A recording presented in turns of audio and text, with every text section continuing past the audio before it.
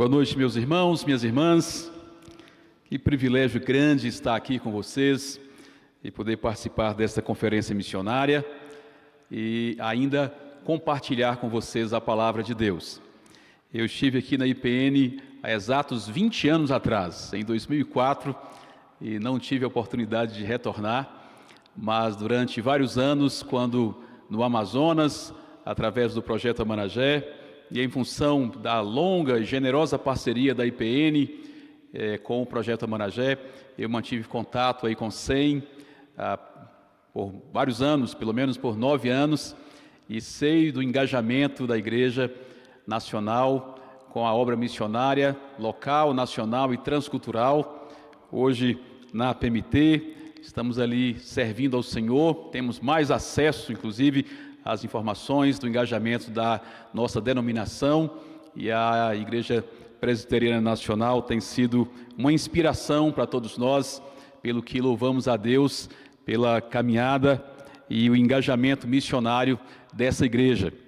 E eu quero te convidar a ler um texto bem conhecido, que é em Mateus capítulo 9, os versículos 35 a 38, onde discorre sobre a compaixão de Jesus e o ministério de Jesus de maneira prática ao longo da sua caminhada aqui na terra, em particular nas regiões da Galileia.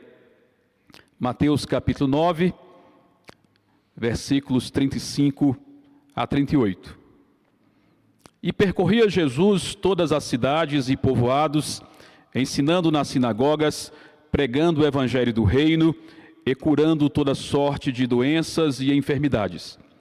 Vendo ele as multidões, compadeceu-se delas, porque estavam aflitas e exaustas como ovelhas que não têm pastor.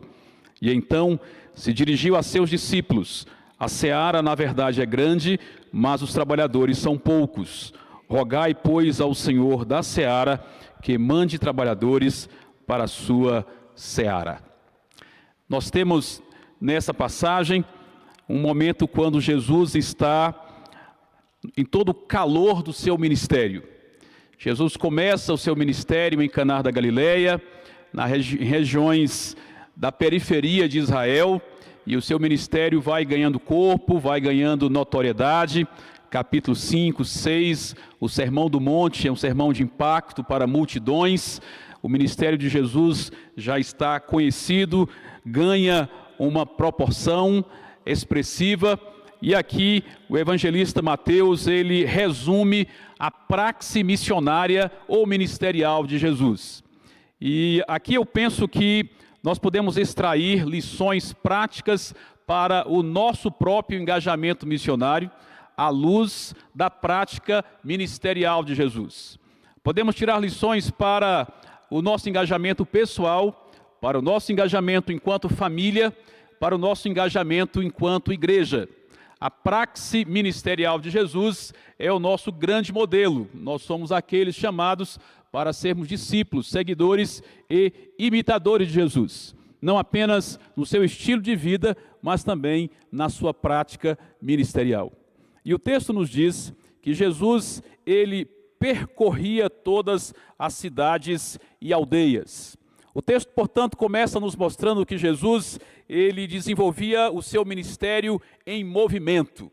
Jesus não era um mestre religioso como muitos daquela época, um escriba ou um mestre da lei, que esperava que os seus discípulos viessem até eles e se assentassem ali em volta dos seus pés e para eles ensinarem acerca das escrituras hebraicas. Jesus é um mestre diferente. Jesus é um mestre do movimento. Jesus não espera que as pessoas vão até ele, Jesus vai até as pessoas. Jesus se movimenta em direção aos perdidos, àqueles que precisam, àqueles que necessitam. E Jesus segue o padrão do próprio Pai, que vemos no Éden se movimentando em direção aos nossos pais Adão e Eva quando caíram. Não foram eles que foram até Deus, foi Deus que foi até eles. E ao longo das Escrituras nós vemos esse movimento de maneira padronizada, repetitiva, consistente, quando Deus se movimenta em direção ao pecador. Foi assim comigo, foi assim com você. foi Deus quem se movimentou em nossa direção e Jesus praticava o ministério dessa forma. Ele percorre, ele se dirige às cidades e aos povoados e às aldeias. Esta é a lição primeira que nós temos que tirar desse texto. Nós precisamos aprender dessa proatividade do movimento de Jesus, de irmos até as pessoas, de maneira intencional, de maneira proativa, às vezes de maneira criativa. Há tempos atrás, os missionários, missiólogos e pesquisadores falavam de países fechados para o Evangelho. Até hoje nós ouvimos essa terminologia. Alguns países são fechados. Mas a estratégia global missionária passou a mudar essa terminologia e hoje se fala de países de acesso criativo. Porque, de fato, não existe país fechado. Existe país com restrições, porque em todo país existe uma forma de entrar. E em toda cultura existe uma forma de se aproximar. E em toda língua existe uma forma de comunicar o Evangelho. Para alguns lugares, países, povos, culturas, é preciso ter criatividade, mas sempre terá uma forma de apresentar a mensagem da redenção. É assim nos confins do mundo. É assim entre os países e os povos mundo afora, é assim em Brasília, em qualquer lugar. Se nós tivermos a intencionalidade de Jesus e a criatividade que o Espírito Santo nos dá, acharemos formas de nos aproximar daqueles que precisam, acharemos formas de nos aproximar até dos mais resistentes e lhes comunicar a mensagem do Evangelho. Jesus é um mestre do movimento. E nós somos convidados a sermos seus seguidores que se movimentam, à medida que o seguem, se movimentam em direção àqueles que precisam do Evangelho. O texto diz também que Jesus, ele percorria, ele se movimentava em todas as cidades e aldeias. E esta ideia de cidades e aldeia é uma ideia recorrente no Evangelho de Mateus. No capítulo 4, versículo 23, diz que Jesus percorria toda a Galileia, ensinando nas sinagogas, pregando o evangelho do reino e curando todo tipo de doenças e enfermidades. No capítulo 9, Mateus repete esta frase agora de maneira mais extensa. Até o capítulo 15, versículo 20, Jesus está desenvolvendo o seu ministério na Galileia. A partir do capítulo 15, versículo 21, ele expande o seu ministério para o restante de Israel até chegar em Jerusalém, onde ele conclui. Isso nos ensina que o ministério de Jesus, além de ser um ministério em movimento, é também um ministério progressivo. Ele começa em Caná da Galileia e as suas ações vão progredindo, vão se estendendo, vão ampliando por toda a Galileia, passa para a Judéia, alcança Samaria, vai em cidades próximas, em províncias próximas, até alcançar Jerusalém, e de Jerusalém para o mundo, através dos seus apóstolos, discípulos, através da sua igreja, através de você e eu. É um ministério progressivo. O seu âmbito de atuação, de alcance, é progressivo, vai se ampliando à medida que ele vai desenvolvendo o seu ministério, aquilo que o Senhor colocou nas suas mãos. Penso ser uma lição prática para você e para mim, e mesmo para a Igreja Presbiteriana Nacional, já tão engajada, com engajamento tão amplo, investimento tão amplo no reino de Deus, mundo afora, em ações locais e transculturais. Mas há sempre um passo a mais a se dar. Há sempre uma necessidade a mais que pode ser atendida. Há sempre a ampliação possível de uma ação para alcançar mais e mais pessoas com o evangelho da graça e da transformação. Se você já é uma pessoa envolvida com a evangelização dos próximos, eu sugiro que você ore para o Senhor te dar graça e ampliar as suas ações evangelísticas. Se você é alguém que já tem investido no trabalho missionário através de oração, de contribuição, ore ao Senhor. O Senhor pode ampliar o seu envolvimento. O Senhor pode, inclusive, multiplicar as suas finanças para que você contribua mais, para que você ore mais, para que você se envolva mais, até que o mundo seja alcançado com a graça do Senhor e os povos adorem aquele que criou o mundo para ter adoradores.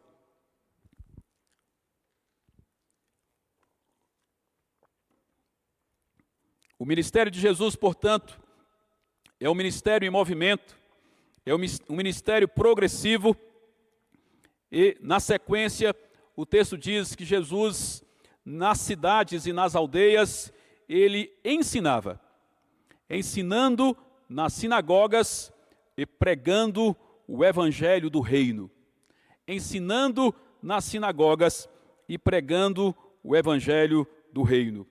Penso que esta afirmação nos ensina que o ministério de Jesus era centrado na pregação das Escrituras, na pregação das boas novas, na pregação do Evangelho. Era assim que Jesus desenvolvia o seu ministério. Nós vemos isso em vários lugares. O que Jesus mais faz? Vários termos são usados para expressar uma mesma ação. Jesus anuncia o Evangelho, Jesus prega o Evangelho, Jesus ensina acerca do reino de Deus.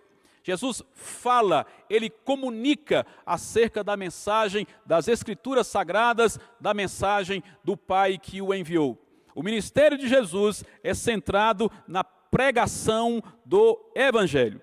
E aqui, tanto ensinar quanto pregar são basicamente expressões sinônimas. Está falando da comunicação das verdades do reino. Meus irmãos, nós vivemos um tempo em que mesmo a ação missionária, mundo afora, tem em muitos lugares e muitas vezes em diferentes iniciativas priorizado mais as ações de assistência, priorizado mais o serviço em detrimento da pregação. Nós conhecemos casos de missionários que estão entre povos não alcançados e em países menos evangelizados, mas tão concentrados e tão tomados pelas ações de assistência, de serviço, de ajuda ao próximo.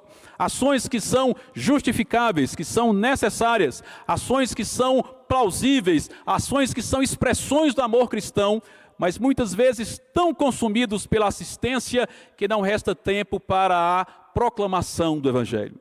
Jesus, ele assistia, como nós podemos ver na sequência. Ele assiste aqueles que têm carência, mas antes disso, ele anuncia a mensagem das boas novas. Ele prega o Evangelho. Creio ser uma lição muito prática para mim e para você. O Deus que elegeu aqueles que ele desejou salvar, o Deus que na eternidade escolheu aqueles que ele mesmo quis para a salvação. Esse mesmo Deus determinou que o meio pelo qual eles seriam atraídos a si seria através da sua palavra, porque a fé vem pelo ouvir. A fé vem pelo ouvir e ouvir a mensagem de Cristo. Por isso nós precisamos pregar o Evangelho. Nós precisamos comunicar verbalmente, de maneira inteligível, de maneira que faça sentido, de maneira objetiva e clara, ainda que simples e com criatividade. Nós precisamos comunicar as verdades do Evangelho. É assim para o missionário que vai para lugares longínquos, para povos e países não evangelizados. É assim para mim e para você, onde nós estamos. É para mim essa verdade em São Paulo, onde eu estou. Ter intencionalidade, criatividade, proatividade para falar de Jesus. Em São Paulo tem 3 anos e meio que nós estamos lá. Minha esposa e eu saímos do interior da Amazônia, da floresta amazônica e do estado do Amazonas e fomos para a grande São Paulo. É de muito diferente. Antes nós morávamos em Minas Gerais, moramos muitos anos em Belo Horizonte, antes no interior de Minas, mas agora na grande São Paulo tem que ter criatividade para anunciar o Evangelho. Tem que ter muita intencionalidade para falar de Jesus, porque nós moramos num prédio, mas não conhecemos a vizinha do apartamento ao lado. Se não desenvolvermos uma estratégia para conhecermos a vizinha, para descobrir o momento que ela sai para trabalhar, o momento que ela chega, a gente se encontrar no elevador, tomar uma iniciativa de conhecer, chamar para tomar um café lá em casa como um bom mineiro, a gente passa um ano e não fala do Evangelho para o vizinho. Simples assim. Então, é preciso ter intencionalidade para se movimentar em direção às pessoas e não apenas ter contato com as pessoas, mas através desses contatos, desses relacionamentos, pregar o Evangelho. Minha esposa e eu passamos a intencionalmente nos últimos meses, agora, esse ano, nos últimos meses, algumas vezes por semana, deixar o carro na garagem e pegar um Uber, para a gente ter contato com mais pessoas. Passamos a visitar uma favela e auxiliar no plantio de uma igreja na favela, para ter aquele gostinho de ter contato com o não crente, de falar de Jesus para o não crente e discipular algumas pessoas. Porque é muito fácil vivermos na nossa bolha, isolados, contribuirmos com o trabalho missionário do outro lado do mundo, mas não compartilharmos da nossa fé com aquele que está do nosso lado. Jesus prega o Evangelho, ele comunica as verdades do reino, e nós precisamos aprender a fazer como ele, de maneira intencional, proativa e criativa, falar do Evangelho. O texto diz que Jesus, ele ensina e prega, ele também cura todo tipo de doenças e enfermidades. Portanto, o ministério de Jesus é um ministério em movimento, é um ministério progressivo, centrado na pregação da palavra e acompanhado pelo serviço. Servir ao próximo é necessário. Atender o necessitado é necessário. Estender a mão para o que passa por dificuldades é necessário, é a expressão do amor cristão.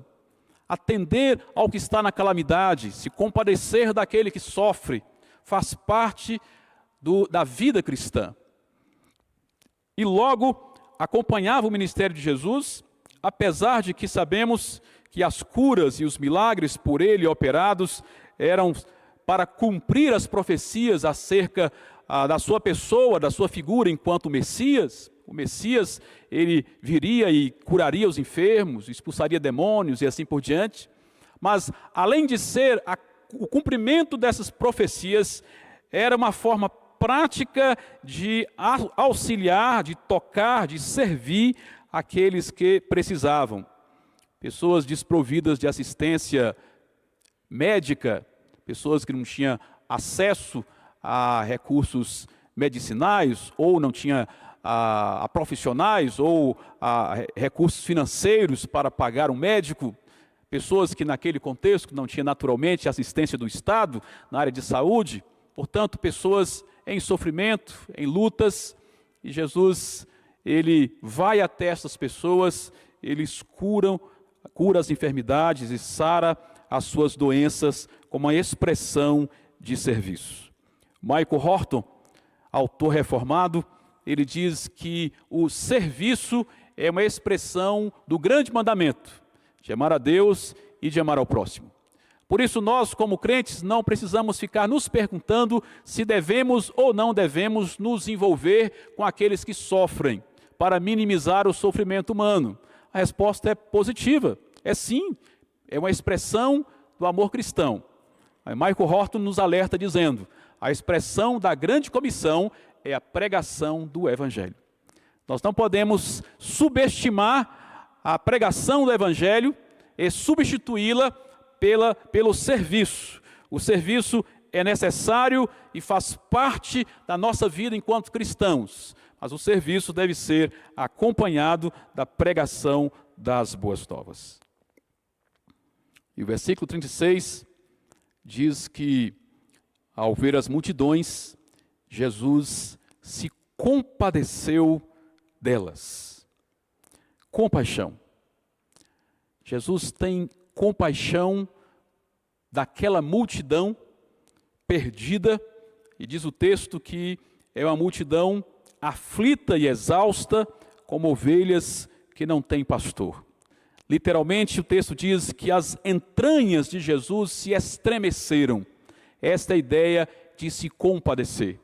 Jesus olha para a multidão e ele não vê números, ele vê pessoas. Jesus olha para as multidões e ele percebe o sofrimento dessas multidões. Jesus olha para as multidões e as suas entranhas se estremecem, ele se compadece daquelas pessoas que andam sem norte, sem destino, sem esperança. Essa capacidade de se compadecer, de se comover com o sofrimento do outro, algo específico da história cristã, peculiar da história cristã, porque os cristãos são aqueles que se compadecem, porque o seu mestre se compadeceu.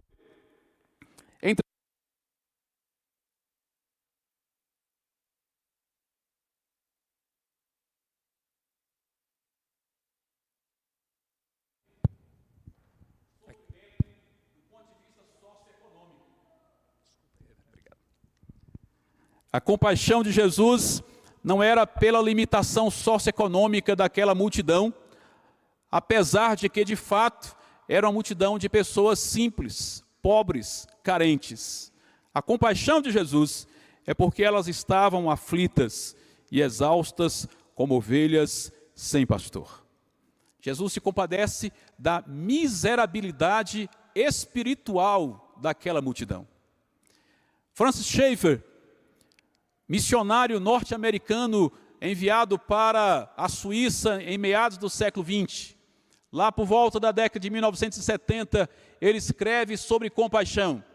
E ele fala como que ele se assustava com os cristãos do seu tempo, porque rapidamente se compadeciam de pessoas que tinham necessidade de um prato de comida, que rapidamente se compadeciam de pessoas que sofriam injustiças sociais, mas que não tinham mais a sensibilidade de se compadecer por alguém pelo fato de estar indo a passos largos para a perdição. Eu penso que, passados muitos anos, esta é uma verdade ainda mais real no nosso tempo. Nós nos compadecemos rapidamente pelo sofrimento, pela calamidade do Sul, do Rio Grande do Sul. E é óbvio que nós precisamos nos compadecer. E é óbvio que nós devemos, se podemos, estender a mão e participar, ir auxiliar, e auxiliar aqueles que sofrem. Nós nos compadecemos rapidamente quando vemos alguém na rua mendigando, precisando de um pão, precisando de um prato de comida. Nós nos compadecemos quando vemos pessoas sofrendo de diferentes formas, mas nem sempre nós nos compadecemos daquele rico, o mais rico dos ricos, que não tem Jesus no coração. Nem sempre nós nos compadecemos daquele pobre, o mais pobre dos pobres, pelo fato dele não ter Jesus no coração. E Francis Schaeffer dizia que nós precisamos repensar o elemento compaixão. Precisamos sim nos compadecer das carências socioeconômicas, mas muito além disso, nós precisamos nos compadecer da miserabilidade espiritual das multidões aflitas, como ovelhas sem pastor. Porque, como ele dizia, o maior sofrimento deste mundo não pode ser minimamente comparado com o sofrimento da condenação eterna. Assim como a maior alegria desta vida não pode ser minimamente comparada com a alegria dos céus. Precisamos nos compadecer como Jesus, e precisamos nos compadecer não somente do sofrimento físico e material, precisamos nos compadecer também e principalmente da miserabilidade espiritual. Toda pessoa que não tem Jesus no seu coração é um campo missionário.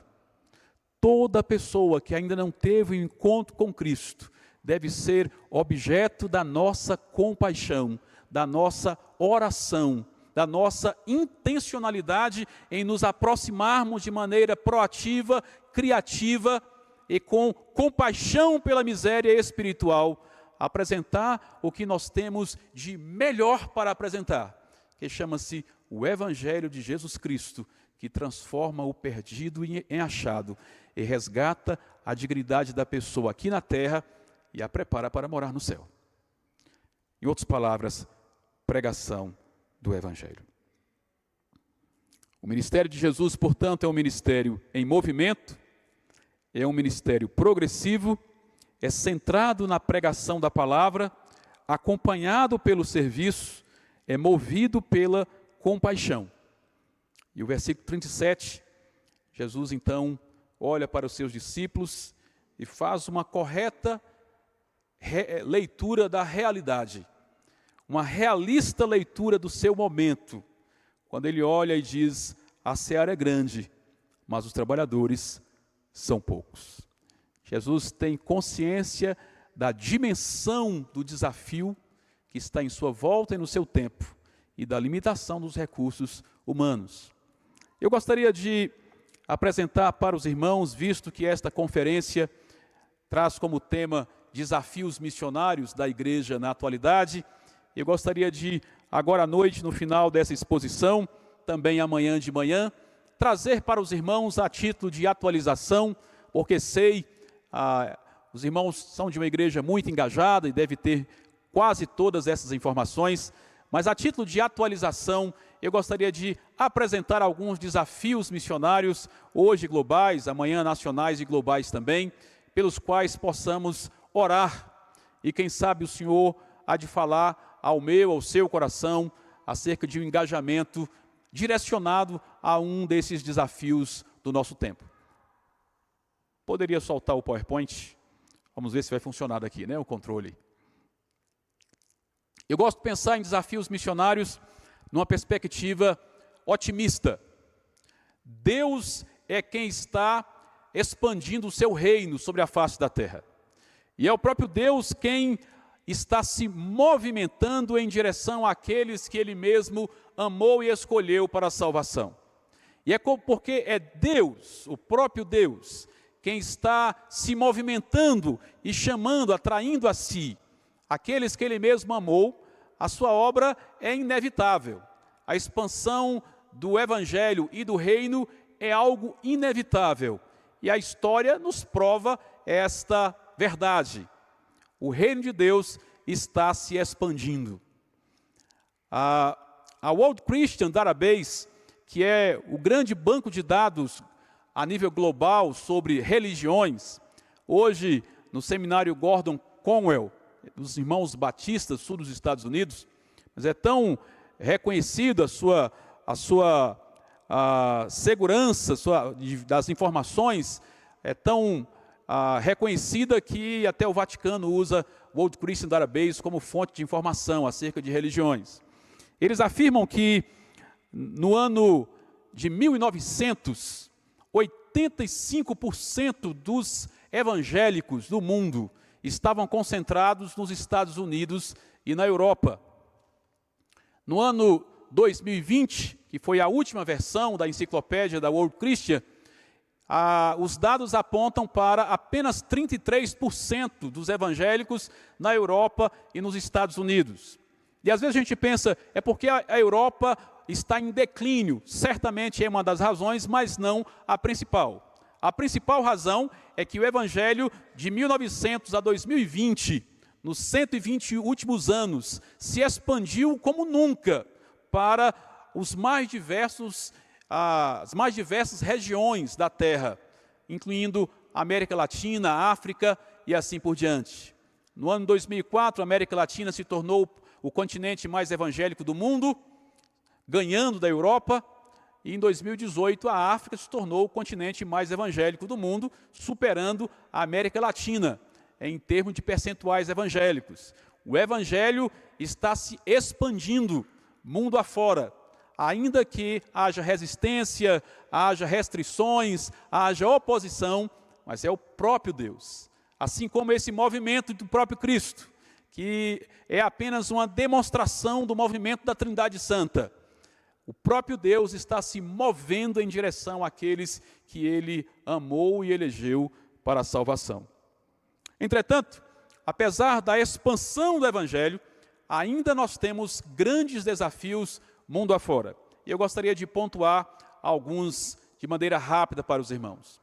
Patrick Johnston, que é seguramente o mais antigo e o mais reconhecido pesquisador missionário, vem pesquisando acerca do mundo desde 1974. Ele afirma que os desafios geográficos continuam postos diante da igreja. Apesar de David Harvey ter afirmado que o mundo se tornou uma aldeia global com o processo da globalização, é verdade, os meios de transportes unem o mundo Entretanto, os lugares geográficos mais desafiadores permanecem ainda minimamente evangelizados. E ele fala, o vale mais isolado do mundo, no norte do Nepal, eu estive lá há 20 dias atrás. É uma das regiões menos alcançadas pelo Evangelho. Eu sei que a Amide tem um casal de missionários naquela região. Eu conheci, inclusive, Mateus e Gabi, exatamente. Casal precioso. Mas o Mustang é uma das regiões menos evangelizadas do mundo, devido exatamente às restrições, às dificuldades geográficas de acesso. As Ilhas Maldivas, as ilhas mais distantes do mundo, o próprio governo da Maldiva afirma que eles são 100% muçulmanos. A gente sabe que não é, porque tem crentes lá, mas o número de cristãos nas Maldivas é tão ínfimo que não aparece nas estatísticas. Lugar aí cobiçado pelos turistas, mas minimamente evangelizado, minimamente alcançado pelo Evangelho. As florestas mais densas do planeta, como a floresta equatorial africana, habitat tradicional dos pigmeus, e a nossa floresta amazônica, habitada pelos indígenas, permanece como lugares dos menos evangelizados do mundo. A montanha mais inacessível da Terra, no Planalto Central da Ásia, também um lugar habitado por milhares de pequenas vilas de povos budistas, minimamente com a presença do Evangelho. A cidade mais fortificada, que é Meca, o deserto mais hostil, que é o Saara, inclusive, que vai se expandindo para o sul, para a região da savana africana, são desafios geográficos ainda postos diante da igreja. Os lugares menos acessíveis do mundo, mais hostis do mundo, são também lugares menos evangelizados. Temos os desafios demográficos e o fenômeno da urbanização. Agora, em janeiro de 2024, segundo a ONU, ultrapassamos a casa de 8 bilhões de pessoas no mundo, sendo que 54% da população mundial já é urbana. E a projeção é que daqui a 25 anos vamos chegar a 66% de urbanização. Há um movimento das periferias do mundo, dos países, para os grandes centros urbanos. Daí a ONU já reconhece a categoria de megacidades, pelo menos 10 megacidades, com mais de 10 milhões de habitantes, e recentemente criou a categoria de metacidade, já tendo 6 conurbações urbanas, com mais de 30 milhões de habitantes, não por acaso 3 delas estão na China. Grandes concentrações que resultam no aumento da pobreza, da favelização, da insegurança, da locomoção, a dificuldade de locomoção. Isso impacta a nossa ação missionária, deve impactar a nossa estratégia, porque de um lado são grandes desafios que se põem diante da igreja, e por trás de todo grande desafio tem grandes oportunidades. As concentrações urbanas se tornam lugares alvos da ação da igreja. Nós precisamos tê-las no nosso radar de prioridade para acompanhar o movimento global. Nesse recorte demográfico, temos o desafio dos deslocamentos. E agora, no final de 2023, a Acnur, setor da ONG que trata de refugiados e imigrantes, afirmou que já são 114 milhões de deslocados mundo afora, mais de 27 milhões de refugiados, mais de 53 milhões de deslocados internos. No final do ano passado eu estive no Iraque e visitei vários campos de refugiados, dos chamados IDPs, que são refugiados internos, são refugiados, mas do seu próprio país. No caso, ali, o Estado Islâmico quase que explodiu por inteiro, bombardeou a cidade de Mossul, que é a antiga Nínive. Mossul é uma cidade em destroços e uma população quase que, na sua totalidade, teve que se deslocar e ir para outros lugares. E milhares estão no Kurdistão, no norte do Iraque, como refugiados, dentro do seu próprio país, mas vivendo ali de assistência socio-humanitária da ONU, de ONGs e de agências missionárias. O deslocamento populacional, os refugiados e aqueles que buscam refúgios em outros países, se torna primeiramente um desafio para a igreja, porque mexe na nossa estratégia, nós temos que repensar a forma de abordar, temos que ter criatividade para esse acolhimento e essa interação, e ao mesmo tempo, grandes oportunidades para a pregação do Evangelho. Eu estava viajando em 2022, ia pegar um avião em Guarulhos. Quando eu estou esperando, estou vendo uns muçulmanos passando por ali, eu segui para ver o que era aquilo, e no segundo andar do aeroporto de Guarulhos tinha lá 60 afegãos esperando alguém para lhes dar atenção. 60, apenas tinha chegado em um único voo.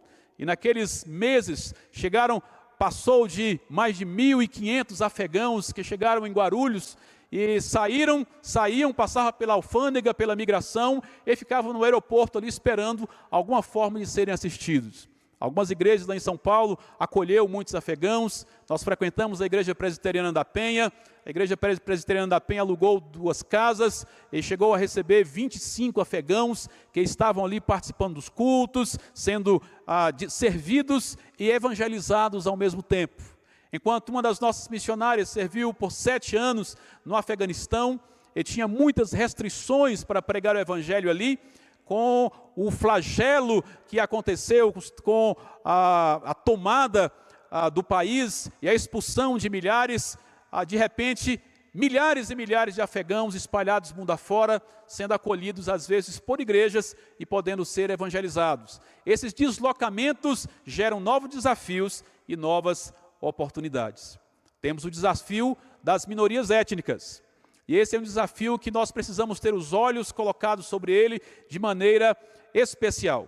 Porque alcançar grandes cidades não significa alcançar minorias étnicas. Nós moramos no Amazonas e passávamos por Manaus com alguma periodicidade.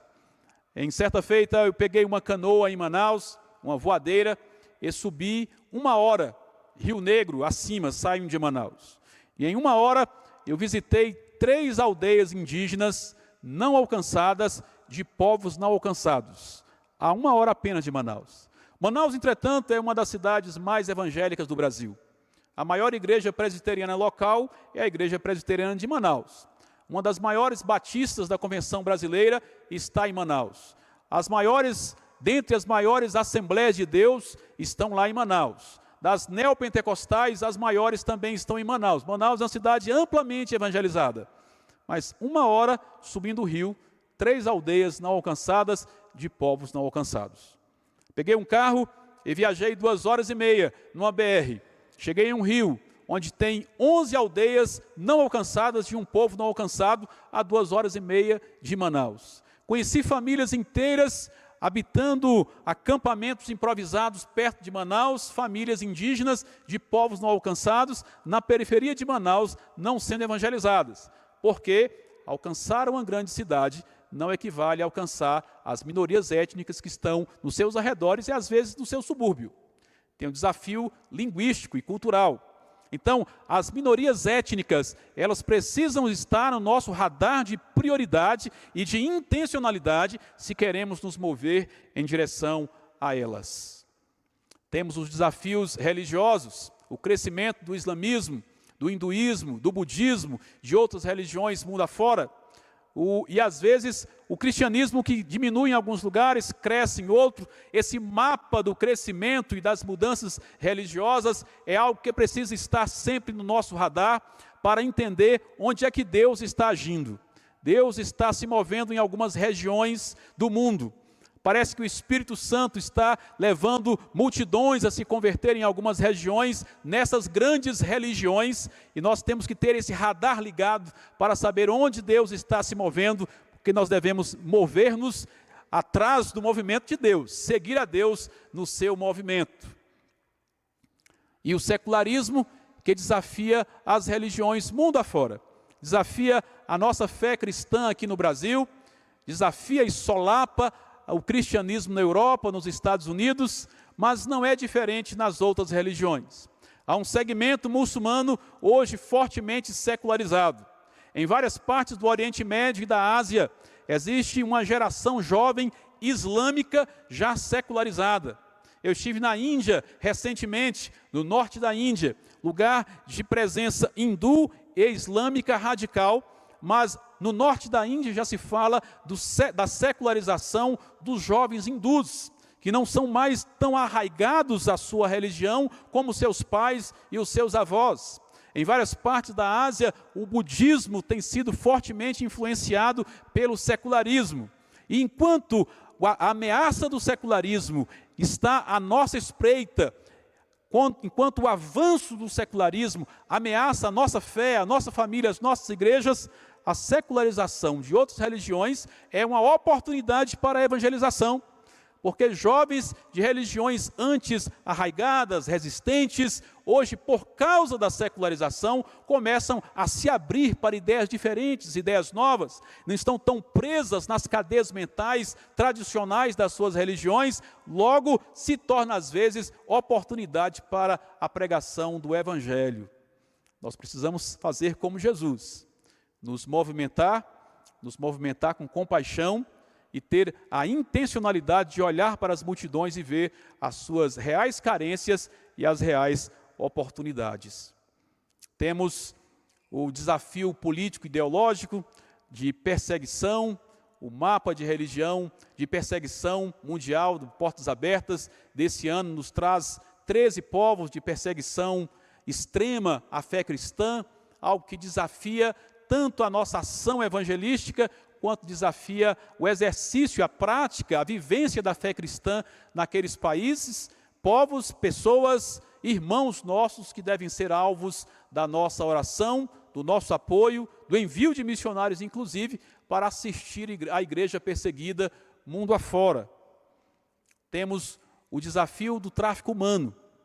E eu voltei da Ásia há 20 dias atrás, menos de 20 dias, eu voltei comovido pelo que eu vi no Nepal e no norte da Índia, nesse recorte do tráfico humano.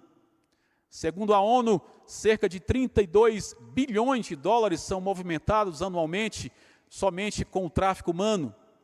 E 73% do tráfico humano de hoje está concentrado na Ásia. Somente do Nepal, fala-se de 200 mil nepalesas, mulheres nepalesas, vendidas e usadas como escravas sexuais, especialmente na Índia, em Bangladesh e no Oriente Médio, em alguns outros países da Ásia. Do tráfico humano, 70% das vítimas são mulheres, são meninas. 83% são vendidas para tráfico, para a exploração sexual, explícita, aberta muitas vezes. E eu conheci no Nepal um ministério iniciado por um casal de brasileiros, o Silvio e a Rose, chamado Meninas dos Olhos de Deus. Naquele ministério, ao longo de 22 anos, já passaram mais de 600 meninas resgatadas do tráfico sexual no Nepal e na Índia. Tem 5 casas, eu estive ali com meninas resgatadas, tinha 145 meninas no dia que lá estive, ouvi da parte delas o relato da brutalidade, dos traumas, também da esperança, quando resgatadas e encaminhadas para aquela casa, aquele lar, aquele abrigo, ali encontraram não apenas a libertação da escravidão, não apenas o acolhimento, mas, sobretudo, encontraram Jesus. E eu tive o privilégio de conhecer Anjali Tamangue. Anjali ficou ficou órfã aos 9 anos, quando seu pai morreu. A sua mãe contraiu um segundo casamento, um padrasto não queria ela e o seu irmão, e ela então com seu irmão foram entregues para a família do pai, e os parentes, os tios, e ali foram tratados quase como escravos, em termos de trabalho, agredidos. O irmão fugiu, ela fugiu para proteger o irmão. Dos 9 aos 12 anos moraram sozinhos, 2 crianças sozinhas, sobrevivendo com a comida que os vizinhos davam, com a ajuda das pessoas, até que aos 12 anos ela foi aliciada e pelos parentes do seu padrasto, ela foi vendida para traficantes que a revenderam para o tráfico sexual na Índia. Ela foi para Calcutá, foi revendida para um bordel, e aos 12 anos, ela se tornou então uma escrava sexual. Foi violentada por milhares de homens. Ela relata que aos 13 anos era violentada às vezes por mais de 20 homens em um único dia. Até os 15 anos ela sofreu essa calamidade, esse trauma do abuso sexual, até que por fim foi resgatada por policiais da Índia e foi enviada de volta para o Nepal, Katmandu. Ali foi entregue para esse lar acolhedor dos missionários, o Ministério Meninas dos Olhos de Deus, e ali ela foi acolhida, foi cuidada, foi pastoreada, foi evangelizada e encontrou-se com Jesus. E o Senhor Jesus entrou na vida de Anjali e promoveu restauração, libertação e transformação. Ela se sentia culpada, era vítima, mas se sentia culpada. E o Senhor Jesus trabalhou o seu coração e as suas feridas a ponto dela perdoar a si mesma. E depois ela deu um segundo passo. Ela perdoou os parentes do seu padrasto que a havia vendido, perdoou a sua mãe que não a protegeu, perdoou a sua vila que poderia protegê-la. Ela era de uma vila no norte do Nepal, na cordilheira do Himalaia, perdoou a sua vila e ela entrou então num processo de perdão. Até percebeu que Jesus, quando estava na cruz, ele perdoou os soldados que o crucificavam. E ela entendeu que precisava também perdoar os seus abusadores. E em oração, ela tomou a decisão, aos pés de Cristo, de perdoar os seus abusadores e os seus exploradores. E ela sentiu a plena libertação. Foi liberta, transformada. E transformou o seu sofrimento numa bandeira de luta. Decidiu lutar para que outras meninas da sua vila não se tornassem escravas sexuais como ela. Hoje Anjali é casada, tem um filhinho, tem um livro que conta a sua história, a história de um resgate. Está em português, você pode adquirir e ler. Um livro fantástico, de tirar lágrimas até de árvore. Anjali foi usada por Deus para abrir uma escola na sua vila. Essa escola tem hoje 160 meninas, não todas resgatadas, muitas naquela escola em trabalho preventivo, para não se tornarem vítimas do tráfico humano. E através daquela escola ela ensina, educa e ela prega o Evangelho. Aquela foto da esquerda, um momento de louvor marcante, quando ela, junto com 3 meninas, adolescentes, resgatadas do tráfico sexual, estavam ali conduzindo os presentes no louvor ao Senhor, em adoração. Coisas fantásticas como essas estão acontecendo mundo afora, porque é o próprio Deus quem está em movimento, em direção àqueles que Ele mesmo amou e elegeu para a salvação. E apesar de tantos já terem sido alcançados com essa graça, eu penso que nós estamos hoje como naquele momento da história de Josué. O texto diz que Josué, ele e os filhos de Israel derrotaram ao todo 31 reis. Um grande território havia sido conquistado. Mas quando Josué morre, já está idoso, diz que ainda tinha muita terra para ser conquistada. Exatamente, penso ser esse o panorama do mundo. O próprio Deus expandindo o seu reino e ainda muitos desafios à nossa frente. Desafios maiores do que nós, maiores do que uma, duas, maiores do que todas as agências missionárias juntas, maiores do que uma igreja, ainda que engajada como a Igreja Nacional, desafios maiores do que uma denominação, desafios múltiplos mundo afora. Desafios diante dos quais nós somos poucos, trabalhadores insuficientes para esses grandes desafios. Por isso Jesus, ele apela para os seus discípulos e os orienta no versículo 38. Peçam ao Senhor da seara que mande trabalhadores para a sua seara.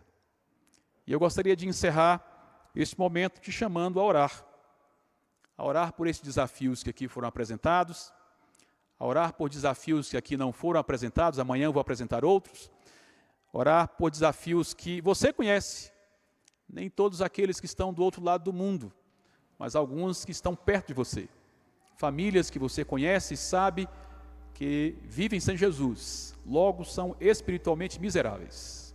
É preciso ter compaixão. Pessoas que você conhece e sabe que não tem Jesus, logo são campo missionário. Todos nós estamos no campo missionário, porque Jesus disse que o campo é o mundo. Começa aqui e agora, onde eu estou. Você podia tirar um momento para orar? Orar por essas múltiplas necessidades, se o Senhor colocar no seu coração, orar especificamente por alguém, por alguma família, por um povo, aquilo que o Senhor colocar no seu coração. Tenha um momentinho, você e Deus, para orar ao Senhor da Seara.